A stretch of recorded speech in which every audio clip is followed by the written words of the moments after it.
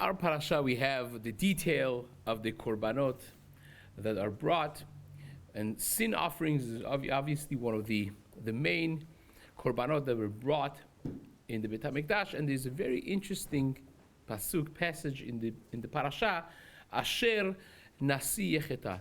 When the leader of the community sins and he brings a korban hatat, and Rashi right away notes that the language of Asher Nasi Yecheta, instead of the regular choice of im or kasher Nasi Yecheta, is a very interesting choice of word. And says Rashi, Asher comes from the language of Ashrei.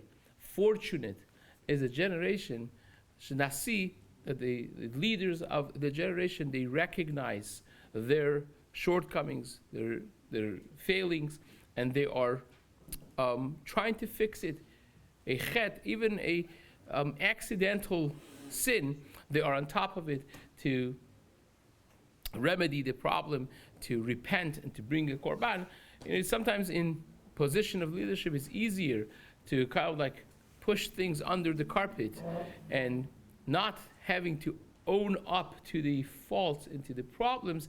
And therefore, Ashrei Hador, fortunate is the generation that the Nasi, even the top leader, could bring a korban chatat in front of everyone, admitting the shortcoming and the failing that he has had, trying to make himself better.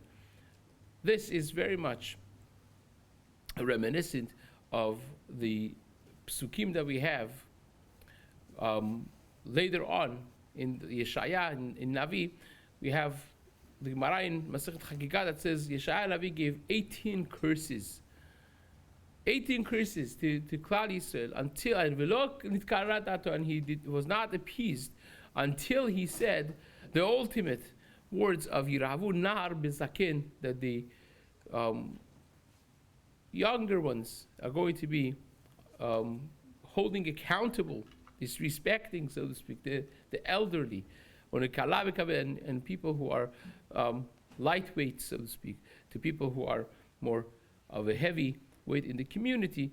And the question that Rav Schwab brings is, what is that exactly the nature of this quote-unquote curse? And he says it's not really a curse. Yeshaya Navi finishes with this. This is an element of accountability. When even the elderly are accountable to the younger. And that is how the klalot come to an end. When you have a community that they take responsibility for their actions, even the highest of levels, that is what brings the klalot to an end, what really becomes the beginning of a source of blessing for the community. And this is very much similar to the Gemara in Masechet Rosh Hashanah, in the story of Rabbi Gamliel and Rabbi Yehoshua, when they had their machloket, their problem, and the Gemara says, Ashrei Hador, fortunate is the generation, Sha'agdolim nishma'im lektanim, that the elders, the more respected ones, the more important figures, they listen to the younger ones, to less significant individuals.